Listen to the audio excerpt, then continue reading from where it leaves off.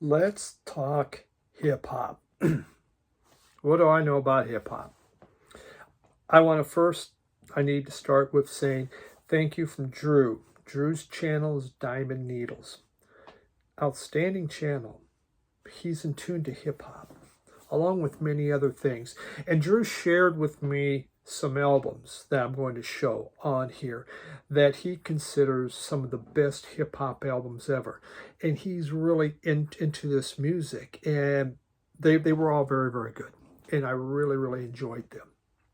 You know, in the 80s, I bought some hip-hop albums. I bought what everyone else bought, the big, popular things, You had Tone Loc, you had Run DMC, some Public Enemy. In the 90s with CDs, I would buy hip-hop CDs, generally for one song, and the rest of it I just didn't care about.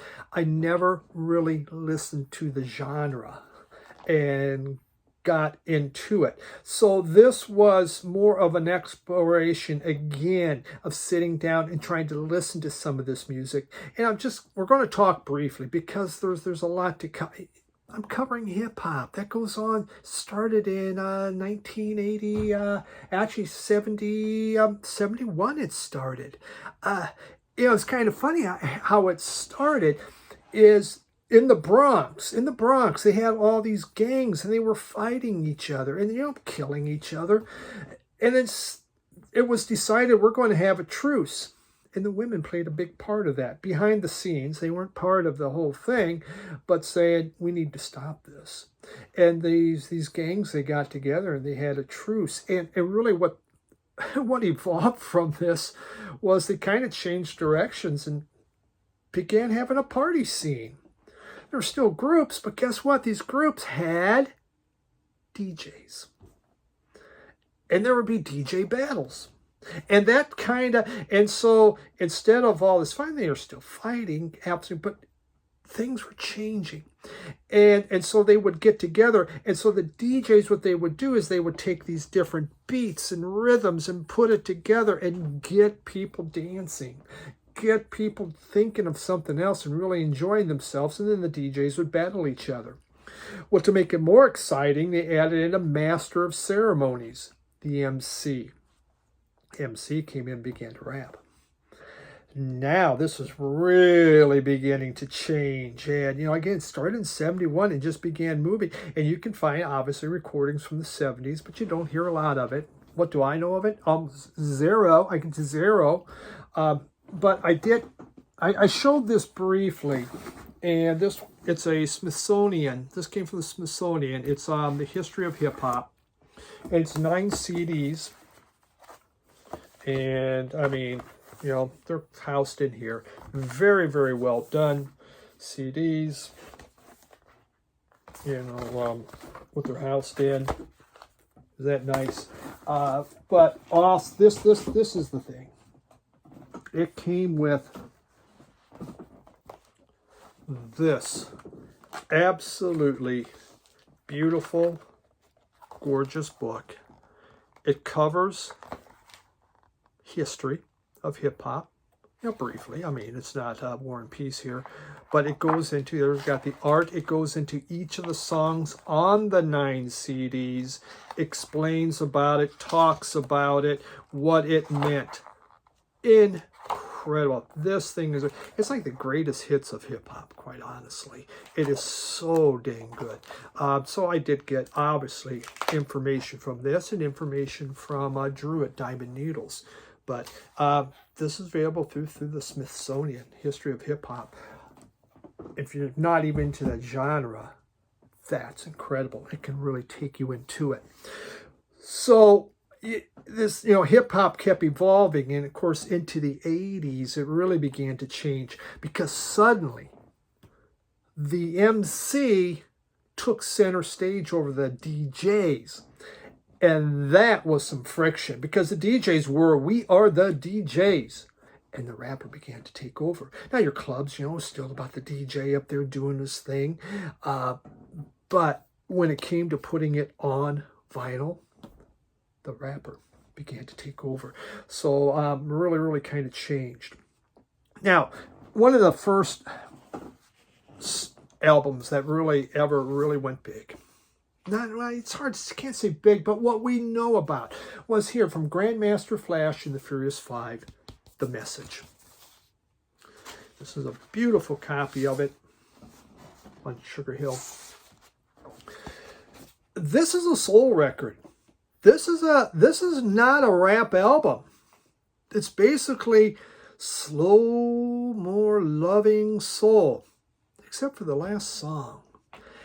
And the last song is The Message. And what's funny is the group couldn't perform it. They couldn't get the raps right. So from the Sugar Hill House Band, you had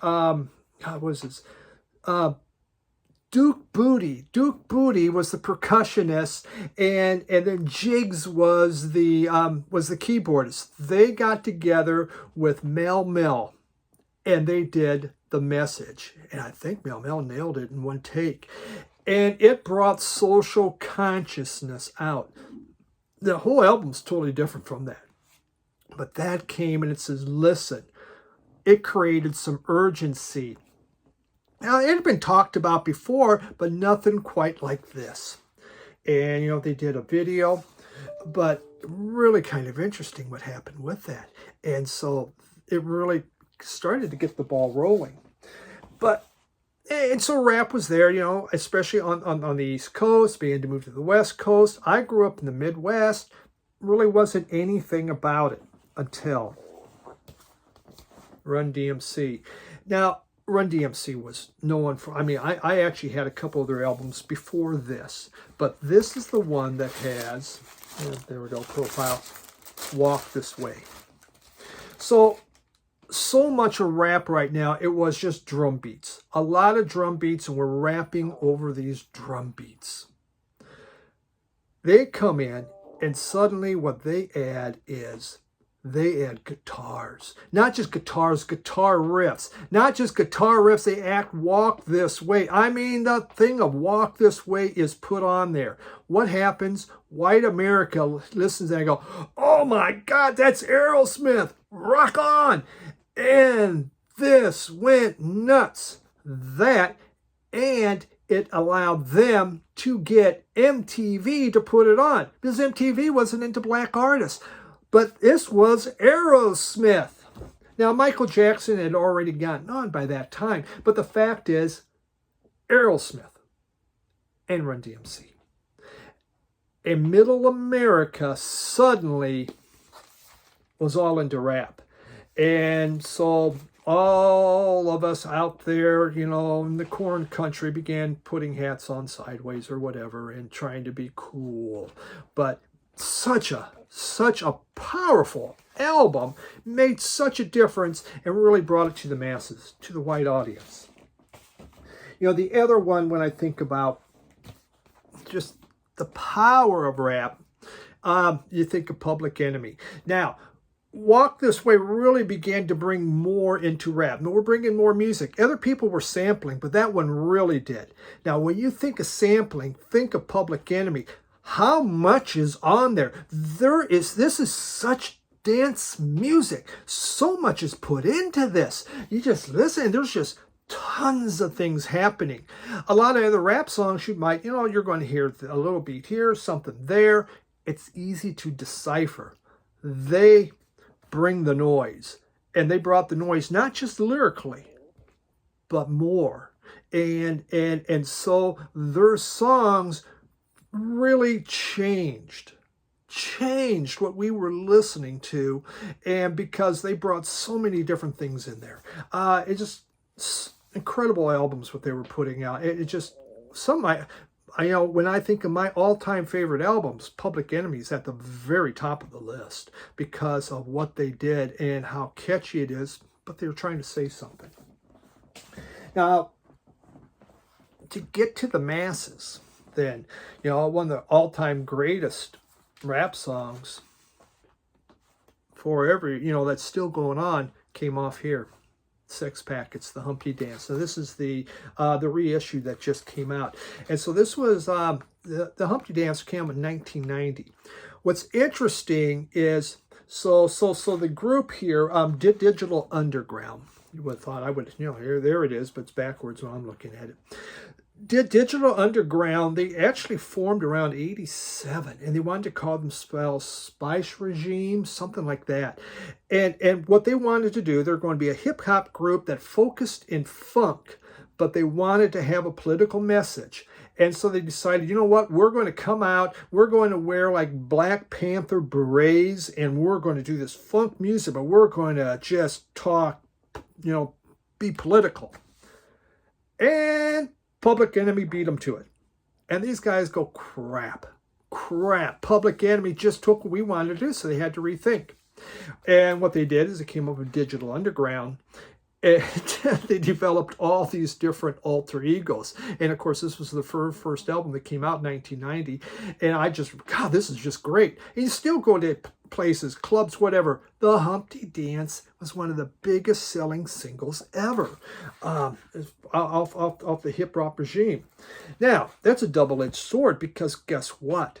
What do everyone want? Everybody wants Humpty Hump. That's it. And it kind of doomed the group. They were stuck with this alter ego with a guy wearing funny glasses and a big nose. It screwed them over, man.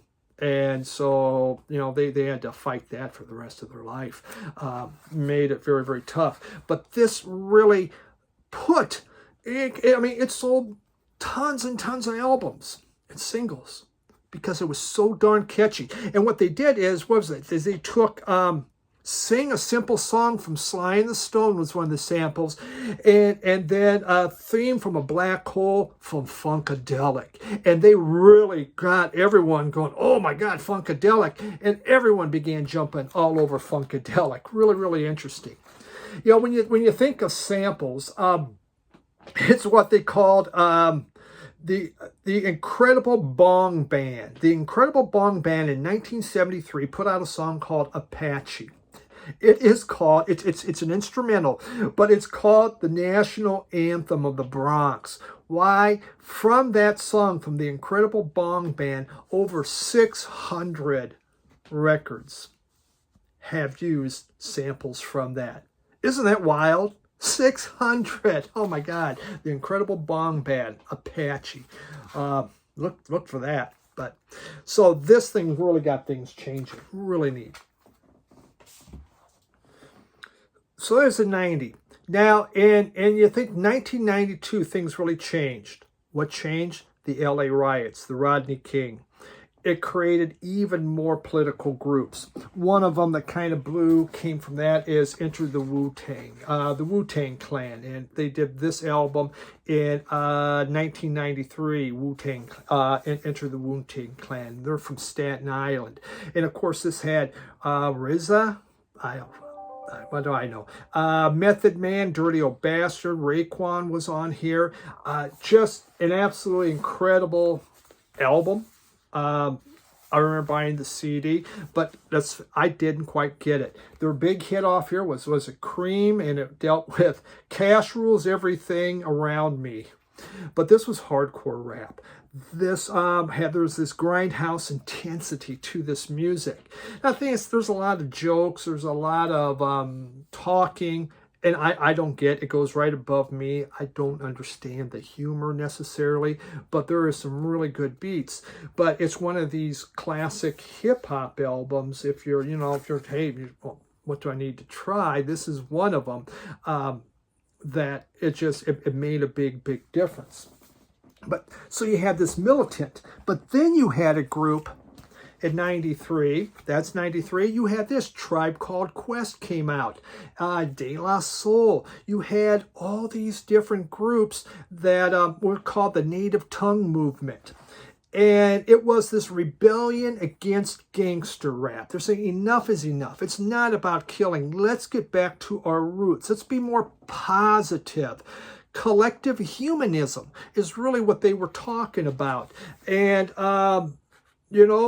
humor and abstract thought became a part of it. And this is, one of the ones that Drew graciously sent me. And I remember I had this CD and I really, liked it. And this is such a good one. But it takes away, again, we're getting away we don't believe in this violence.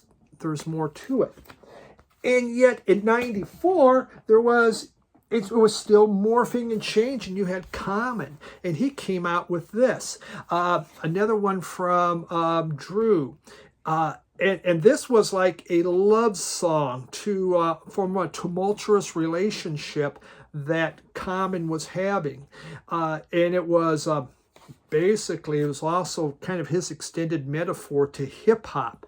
So he just thought that East Coast rap was trying now to mimic West Coast rap, which was definitely a little more violent and more gangster related. And so he wanted to go back to the essence of hip-hop, which was love and happiness. And he was a very conscious rapper. And so he began again to try to change the musical landscape, and it went in a different way. Like rock, like blues, like any genre, it goes different ways. But then, again, from Drew, because this is when he really important, Nas came out with Illmatic from 1994.